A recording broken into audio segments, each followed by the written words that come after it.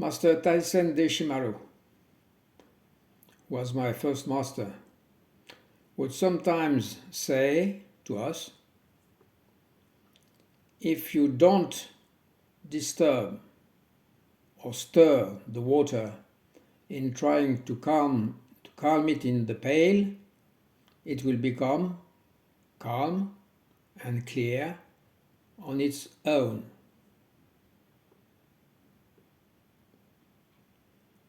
So when we are faced with existential, social, psychological chaos or anything else, as we all are, the pith instruction, the one we were talking about yesterday, the pith instruction is not to change it, but just leave it as it is. One should not seek to change it. I repeat this because it's not obvious to everyone. Do not seek to change it. Actually, doing nothing is more difficult than doing something. It's very much what we find in natural medicine or in general in life. Knowing not to intervene to avoid disrupting the natural healing process is more challenging than intervening, doing something.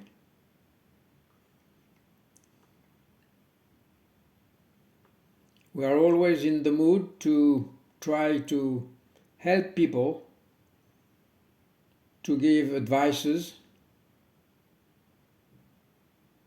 of which we are not specialists. It's just the idea to help. But helping people without knowing is often more dangerous than doing nothing.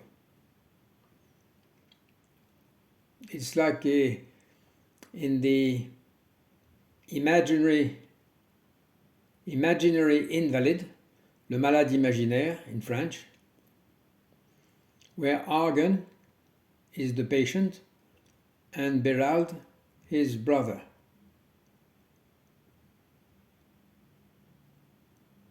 And Argan says, what should one do when one is ill? And Berald answers, nothing. One must simply rest. Nature itself, when we allow it, gently pulls itself out of the disorder in which it has fallen.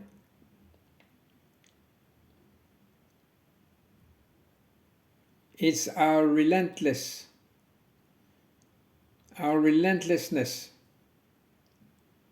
our impatience that spoils everything.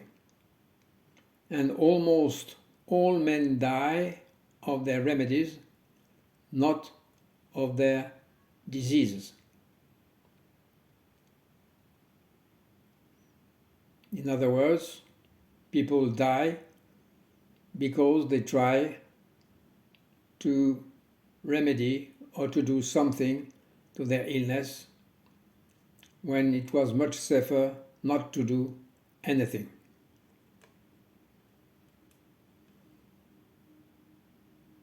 It's as simple as that. It could not be simpler. Peace and bliss naturally emerge when we let things happen, remain a short time, and disappear. It's like the thoughts. Let them appear, let them remain a short time, and then they will disappear by themselves.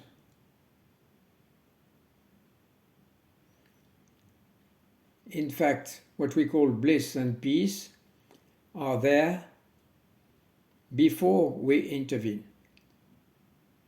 We cannot intervene to seek bliss and peace because bliss and peace are here in the first place.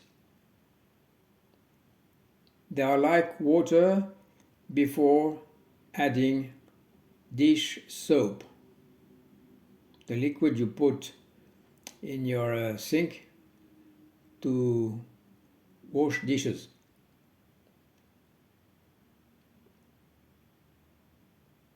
If you put some dish soap in water, nothing happens. But it starts happening if you stir it. If you stir it, bubbles appear. And the more you stir it, more and more bubbles appear until the water becomes invisible. What is left is just the bubbles, and just the bubbles remain visible. And it's the same in our case. Instead of bubbles, just the chaos remains. We have lost contact with reality, and what remains is the chaos, or if you prefer, the bubbles. For the self to remain afloat, for the self to maintain itself, it is very difficult not to do anything.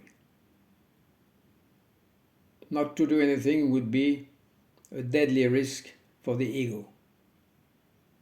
Therefore, the ego gesticulates and foams up the water until it feels safe. It makes foam, bubbles in the water until it feels safe. That's what the ego does all the time. Creating problems, creating chaos, so that it remains safe, because it's off the reality.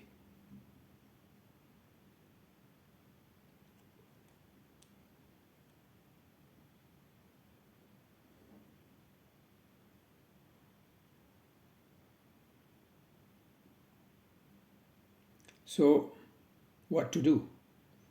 What could we do? Many guides or gurus will say you need attention.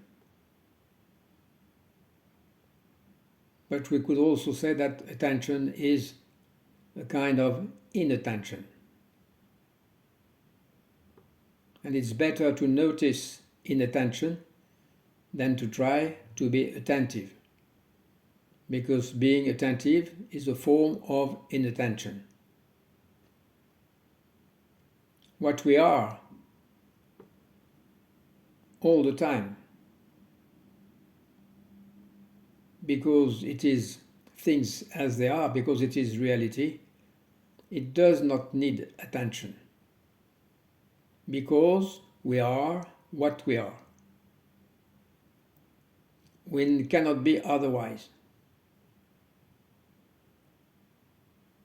Instead, attention is direction, tension, concept, action.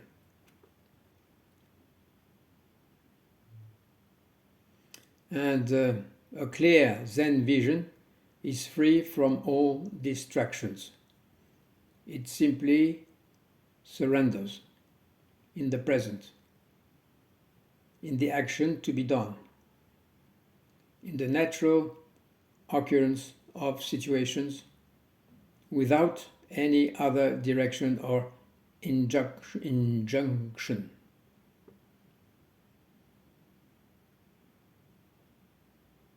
There is no direction in Zen. Direction has nothing to do with Zen. There is no plan ahead. We don't need to think ahead. Everything happens anyway. regardless of concerns, worries, or regrets.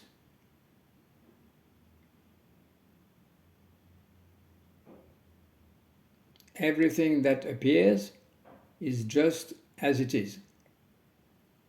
If untouched, clarity will reveal itself. It was there before any intervention. The clear water was in the pail before we tried to stir it.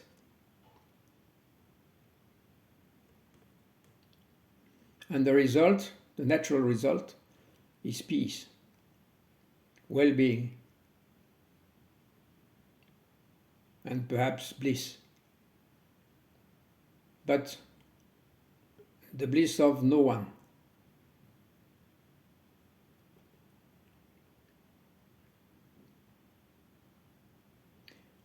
Therefore, the practice is extremely simple. Just let the mind be as it is. Let nature be as it is. It's like the boiling milk, for instance. What boils and rises in the pan is still milk. It's nothing other than milk. It's milk in another form. And similarly, everything that exists and arises in samsara or nirvana is contained within the infinite space of our Buddha nature or original nature. Therefore, all that remains is to relax. All that remains to do is to relax into situations as they are or as they arise.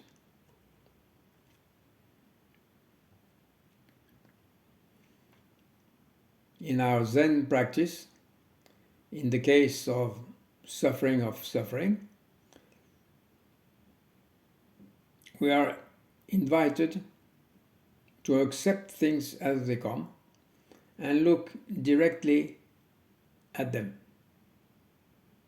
When we feel pain, instead of struggling against it or turning away from it, we just observe it. Krishnamurti insists on that. Also, Master Dogen, in his Shobogenzo, writes something like, suffering is the practice itself. Suffering is not different from the practice itself. It is not that we can start practice only when the suffering is over.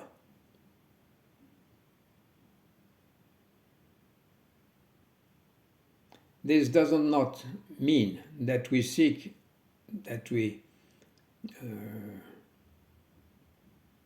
out suffering, but that when it arises, it becomes fertile. It becomes a good ground for practice. And the key is not to identify with the pain, not to let it take root in our minds. In Zen, we call this non-identification. When pain arises, it is not an enemy. It has not to be fought.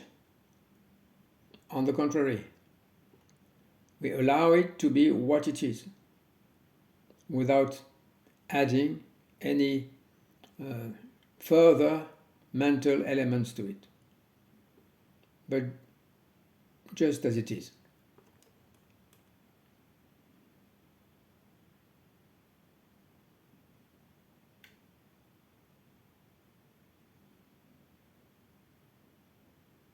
On top of that, the wisdom of Zen teaches us that every phenomenon, including suffering is also a situation, like any other situations, is empty of self. This means that suffering has no independent existence. It depends on causes and conditions, what we call interdependence. By contemplating the suffering of suffering through the perspective of emptiness, it's easy to understand that it is not permanent. It is impermanent. It transforms. It does not belong to us. And it does not last forever. It is just passing by, like the clouds in the sky, or dreams at night. A moment later, there will be other clouds, other dreams, and other reasons to suffer.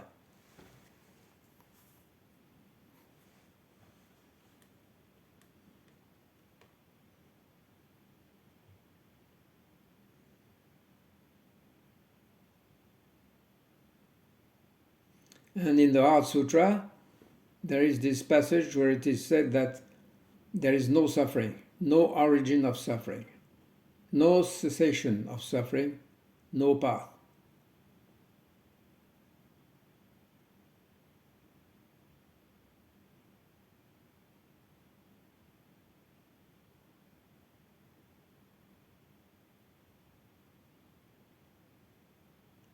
And I will conclude on this. It is not that suffering disappears, but that we stop attaching to it. We no longer give it weight. We no longer give it importance. We no longer feed it with our thoughts and emotion. We simply welcome it as a passing cloud.